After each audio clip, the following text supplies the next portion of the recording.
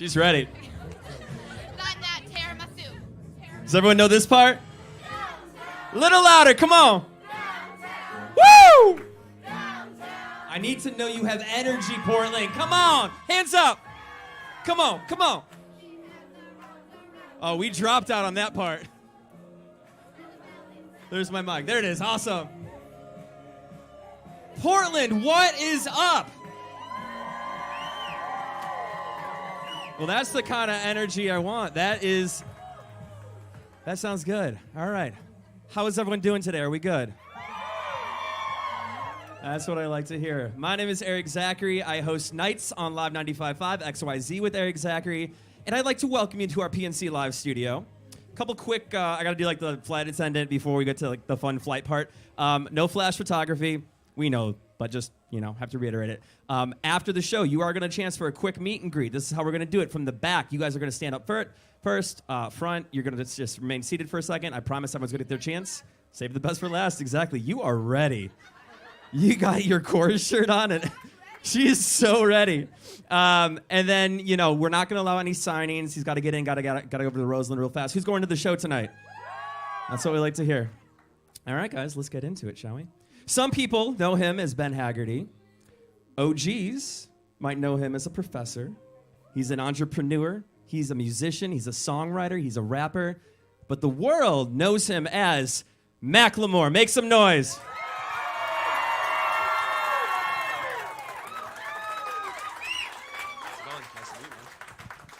Repping the brand, too. Switch up. There we go. Are we up there? Yeah, there we There's go. The voice. What's up, Portland? How's it going? Yes. Look at where we started. Look where we got to. Mm-hmm. One of the first lines off Chant. Yeah. One of the first things you hear a couple bars in off Ben, which came out in March. Fans in the audience, yes. It's been a wild road, man, to say the least. It has. 3 years ago, you posted a video with Sloan, your daughter, for Christmas, and you gave her her own bobblehead. And you said, in this video on your YouTube, you said, what do you think you did to deserve, or have you done something to deserve your own bobblehead? In this entire adventure, looking back, the ups, the downs, the craziness, at what moment do you think Macklemore deserved his own bobblehead?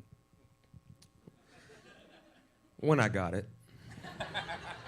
I think it was divine timing. And no, I don't even remember when I got a bobblehead, but it's very cool to have your own bobblehead. Yeah. It's my kids go down to the garage. We still have like a box of them, like, in some Tupperware, and they pull it out and they break its head off, and then they get another one. And there's no respect there with that bobblehead. Metaphorically, with that bobblehead, we're just going to keep this going for a second. When was the moment that you were like, okay, this isn't just a 15-year-old Ben thing anymore? We're doing something bigger and better. I mean, it happened so gradually. And it's different moments, right? I think that there's moments where people are, all of a sudden you're playing in front of 200 people in a city that you're not from, and you're like, whoa, this is different. It's different than it was. And then that turns into 500 people, and that turns into 2,000 people. And so I think it's a gradual thing, and it feels linear, but it should be linear, but it doesn't necessarily feel like that. You're kind of like going up and down in this way. And one thing that I've always come back to is just like, I've always wanted to make music. I've always wanted to perform. And finding the gratitude in that is where my fulfillment lies. It's like, I was thinking about it today. I remember playing the Satyricon here,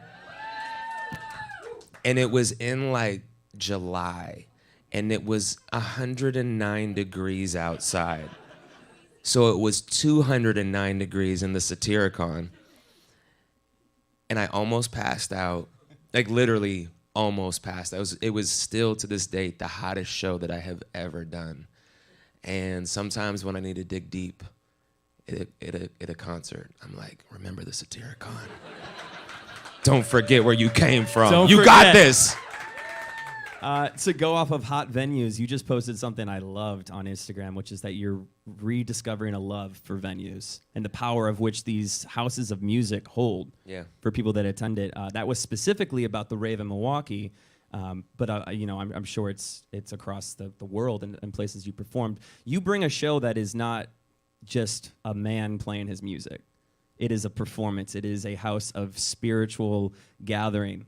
You had a moment couple days ago. You invite kids on stage for a dance-off, and there was this young girl, Willow, who had a little, slip, and you not only made her feel better, you empowered her in that moment. You reminded her that we all slip.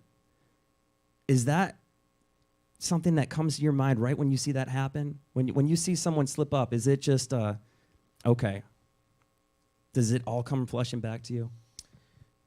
No. I saw her slip, and I was like, damn. For those that didn't see, I mean, it was a high kick, but yeah. She still did it. Still did it. A lot of people, we cut it before she fell. A lot of people thought she was doing the death drop. And if you saw that in person, that was not a death drop. But you know what? You immediately are like, oh my God, I feel so bad. And everyone in the audience is like, and you're just like, come on, get up. You got this, And I think that she reminded me of my slips. It was like that. Willow was our greatest teacher that night. And I think that what I have really been trying to do on this tour, more so than, because in Europe, it's like, it's bigger and it's these massive festivals this summer. And to get back to America and to really get into the essence of what this is about, which is a connection to the audience and a connection to my own craft. And I've been going out and, I went on a walk in Toronto and listened to my old music. And I'm like, what does this mean to me? This is more than just me like putting together the same set list every night and saying the same thing in between songs. This is an opportunity for me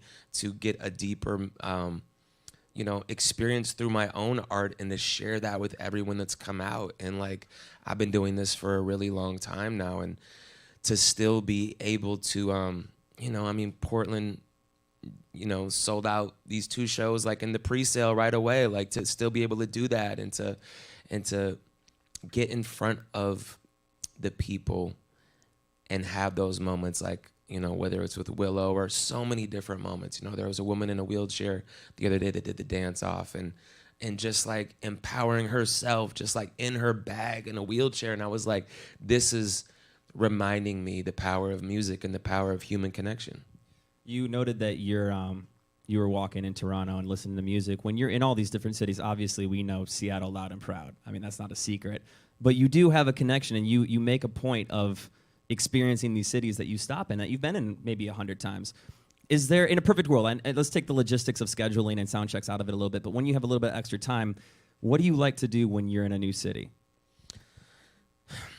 Well, I got a camera, and I've been taking a lot of pictures.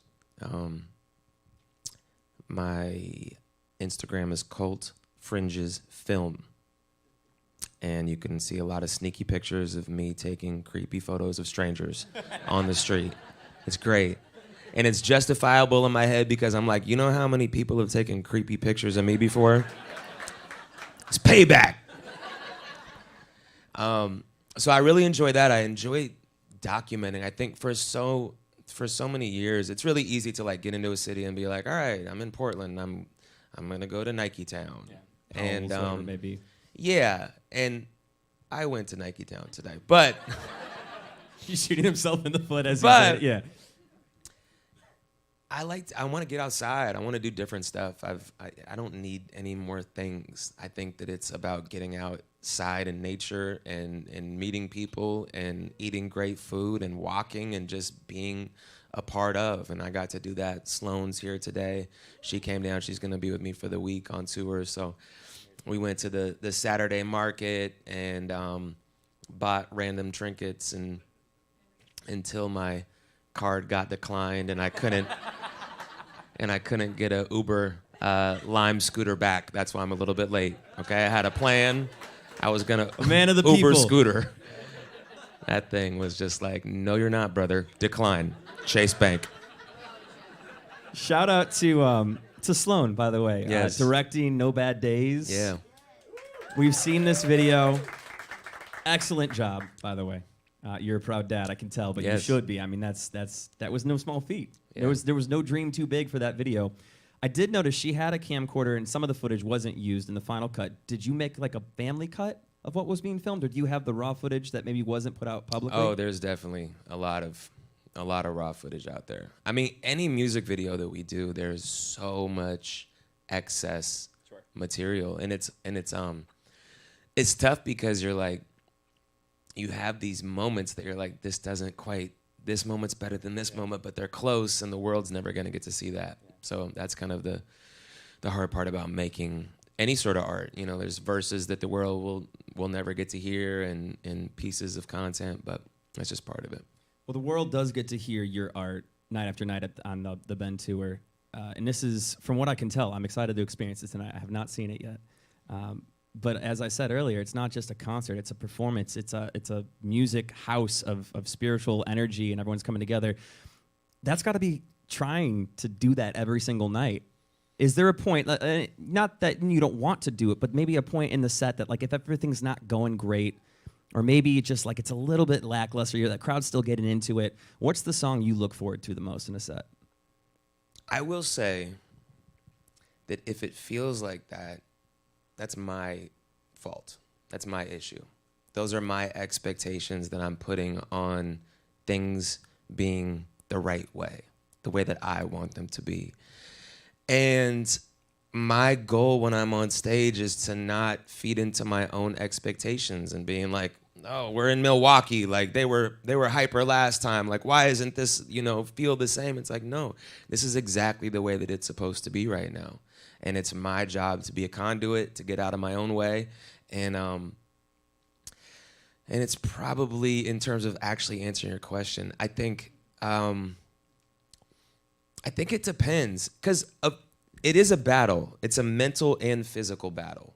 And, like tonight, we're in like a small theater. I think it's the smallest one on the entire tour. And there can be moments of like, having to dig really deep to be in that place of gratitude and appreciation. And so I try to bring it back the minute that I feel my mind going to like, I can't hear myself, or like, that person didn't hit their choreo, or like, ooh, I missed that part. I'm off tonight. I should have, eaten more or whatever. I just try to come back to that, like, yo, everything is exactly what it's supposed to be. And so each song is different. I think that there's been like moments on this tour where, obviously like Can't Hold Us is gonna go crazy every time, but that's like the last song in the set. So I have to find gratitude throughout the entire experience. You've always spoken on authenticity since the very beginning. 2005, on your album, you had a song called White Privilege. And this is before many people, myself, naive, we didn't hear that term yet.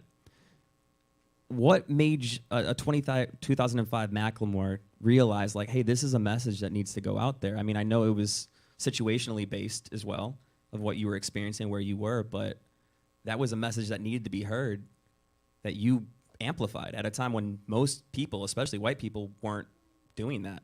Yeah. Why is it always the radio interviews that people want to talk about white privilege? I'm like, this is so... You guys is going left field here in terms of what everything that I have thought radio is. I love the question. I think that for me, music is a means of finding my truth, finding the truth about the world, my place in it. And this was a time period where there was kind of that was in 2000. I started writing that in 2003. There was like a changing of the guard, 20 years ago. There was a changing of the guard happening in terms of pop culture and hip hop music. And of course you had different eras throughout the 90s of hip hop becoming bigger and bigger, but then once M kind of opened up those floodgates, it became a different demographic that was going to hip hop shows, and I was seeing that. And I just wrote about it, and I wrote about my place in the culture, questioning cultural appropriation, where I stood, and that's what art always is. It's like the paper is a means of reflection. It's a means of getting to that core and exploration. And one of the things I never wanted to do was just be like, I'm a white guy that raps, and let's just pretend like that's not the case and keep benefiting off of the culture versus examining it and at the very least being honest about my place in it. Authenticity at its core. Love that. Ben is out. One of the producers on this is Ryan Lewis. A year ago you posted, or almost a year ago, this kind of reconstruction skit of you guys seeing each other for the first time at a store. I feel like a lot of people can sympathize with losing a friend or becoming estranged from a business partner or a family member. When you guys did reconnect, how did you toe the line of, hey, let's be friends again before we work together? And how fast did that happen? Man. What's your favorite color? Thank you, blue, green.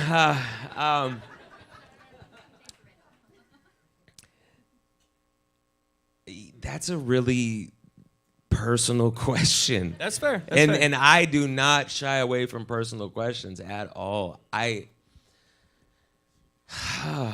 It's weird. Ryan's really been on my mind and my heart the last couple days, and my voice isn't up to shape, so I haven't called him, but I've been meaning to. And yeah, I think that period, you know, that breakup was hard, I think, for both of us, and it was hard in different eras, you know. And I think the one thing that remains the same is whenever I see Ryan, whenever I talk to Ryan, there is so much love for the music that we've made together and the friendship and brotherhood that we had and have. It's one of those people that it doesn't feel like there's a day. You know, it's like, oh, I just saw you yesterday, even though it's been 2 years. And I'm rooting for him always. And I think that's at the forefront of everything. And I don't remember exactly, you know, the parameters around seeing him for the first time. But I know that I wanted to connect on a human being level more than just, like, get into, like, the, you know, what BPM and what key are we going with and what's this song about? It's like, no, let's just, like, have fun and go get coffee and talk. And that's where actual, like, real connection and music comes from. It's sometimes so easy to get caught up in the mind in the studio. And I think throughout the years, Ryan has, like, got into his bag just in terms of, like, living life and loving it. And I think that I've done the same thing. And when we create together, there's still that spark and that magic. I appreciate the honesty and the openness. Thank you. We'll end on this super quick. What's your favorite Capri Sun flavor? Is that more in the line we were looking for? Now it's a radio interview. Pacific Cooler, baby. Let's go. Portland, make some noise for Macklemore. All right, Macklemore, we'll let you go chill in the green room for a second. Guys, as a quick reminder, the back first, then up front. In the meantime, we're going to party. We're going to sing along. We're going to have some fun. Turn the music up, Cody. Make some more noise for Macklemore, Portland.